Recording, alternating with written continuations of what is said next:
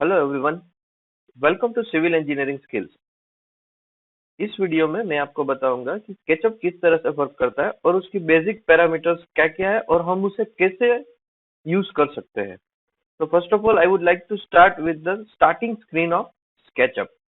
तो जैसे ही आप स्केचअप खोलेंगे तो सबसे पहले आपको ये स्क्रीन मिलेगी।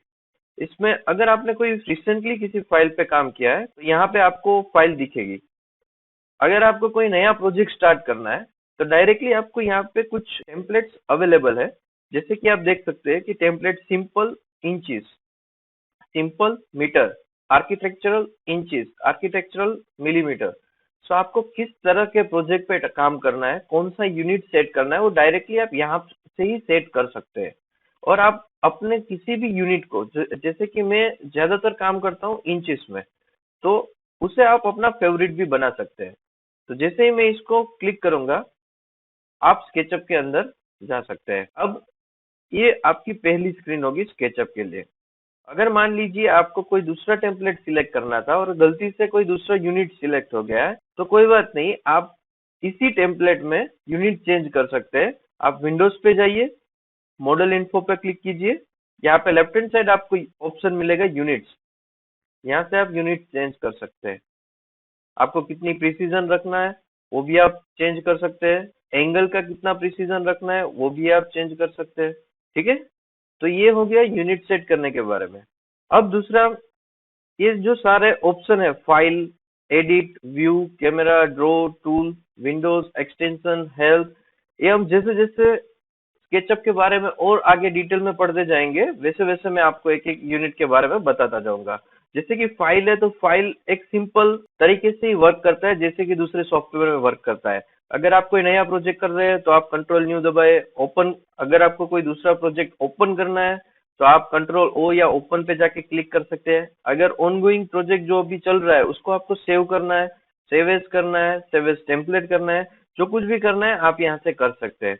अगर मान लीजिए कि आपको कोई फाइल है जो केड की फाइल है या दूसरे कोई सॉफ्टवेयर की फाइल है जो इसमें कंपेटिबल है, उसको आपको इंपोर्ट करवाना है तो आप यहाँ से इंपोर्ट भी करवा सकते हो और अपनी फाइल यहाँ से एक्सपोर्ट भी कर सकते हैं। ये हो गया फाइल के बारे में। अब हम सीधे चलते हैं कि ड्राइंग कैसे बनाते हैं। तो सबसे पहले आप यहाँ पे ऊपर देख सकते हैं, ये आपका टूल बार है। अगर मैं यहाँ पे राइट क्लिक करूंगा तो मेरे पास दूसरे जितने भी सारे टूल बार है या फिर एक्सटेंशन प्लगइन आपने इंस्टॉल किए हुए हैं वो सारे मुझे यहाँ पे दिखाएंगे। सबसे पहले जाके आप क्लिक कीजिए लार्ज टूल सेट। उससे क्या है कि आपको जो भी सारे बेसिक टूल सेट है वो आपके लेफ्ट हैंड साइड में आ जाएंगे। अब जैसे कि आप देख रहे हो कि यहाँ पे सारे टूल सेट आ गए तो ऊपर वाले टूल सेट की मुझे कोई जरूरत नहीं है, तो आप उसे निकाल भी सकते हैं। राइट क्लिक कीजिए और जो भी टूल सेट आपको नहीं चाहिए उस पर वापिस एक बार क्लिक कर दीजिए। तो ये हो गई मेरी पहली स्क्रीन। ठीक है, अब हम रेफरेंस एक्सिस के बारे में बात करेंगे।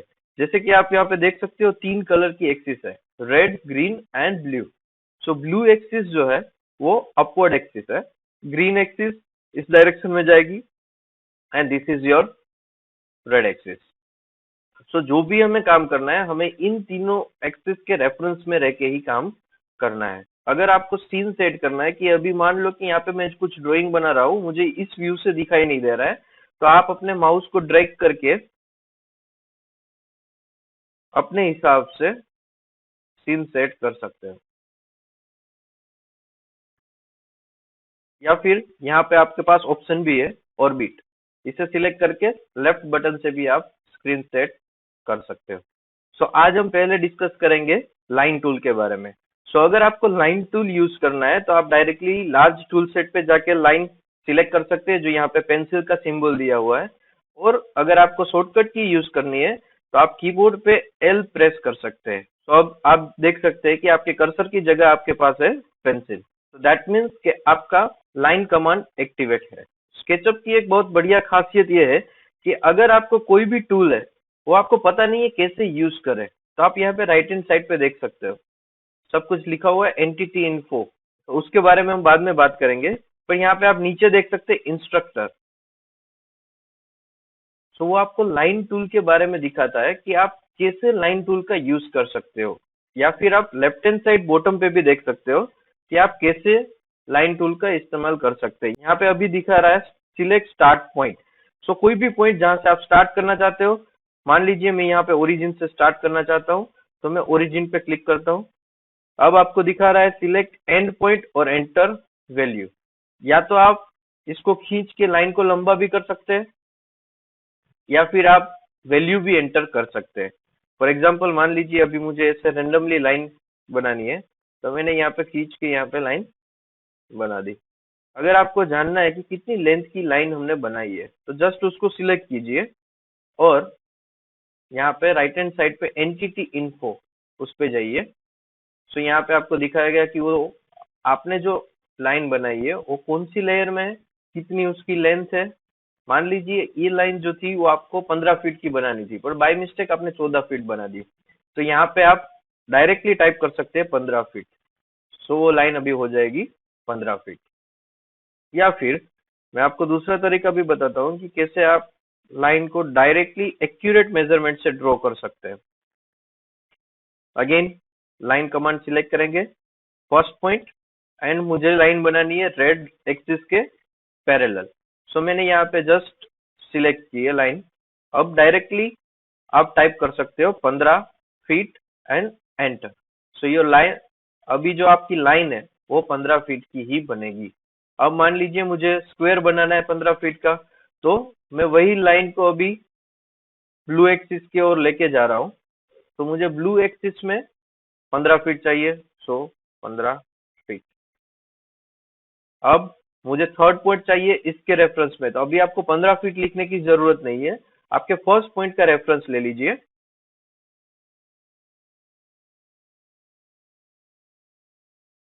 एंड ये आपका हो गया स्क्वायर, 15 बाय 15 का स्क्वायर। ठीक है।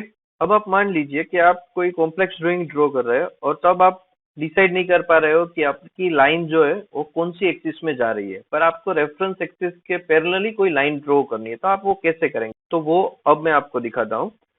अगेन आप लाइन टूल को सिलेक्ट कर सकते हैं।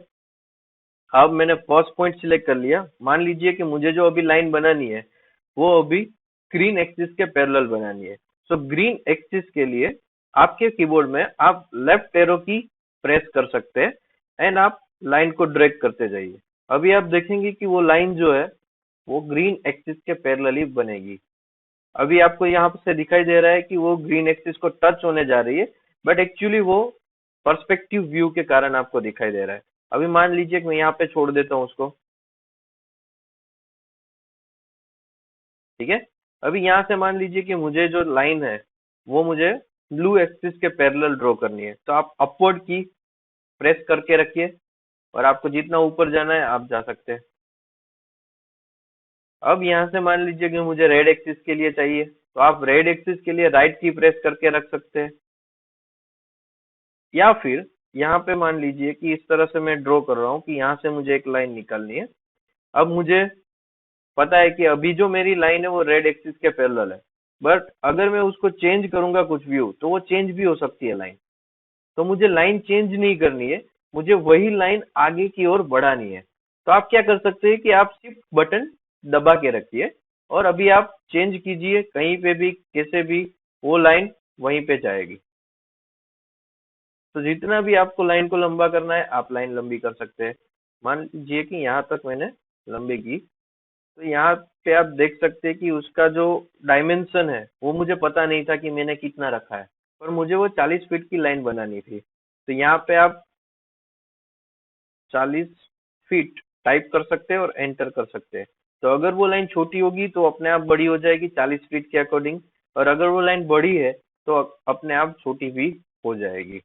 तो आपको जब भी आप स्केचअप यूज करते हो तो आपको डायमेंशन के बारे में, लेंथ के बारे में, या फिर कोई भी डायमेंशन, रेक्टेंगल का डायमेंशन हो, किसी और चीज का डायमेंशन हो, उसके बारे में फिक्र करने की जरूरत नहीं है।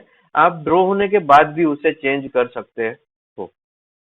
तो ये हो गया हमारा सारा पेंसिल टूल के बारे में। अब हम नेक्स्ट टूल पे जाएंगे। Next tool free hand drawing. So free hand drawing specifically उन्हीं के लिए है जो जिनका माउस पे कंट्रोल बहुत ज्यादा है।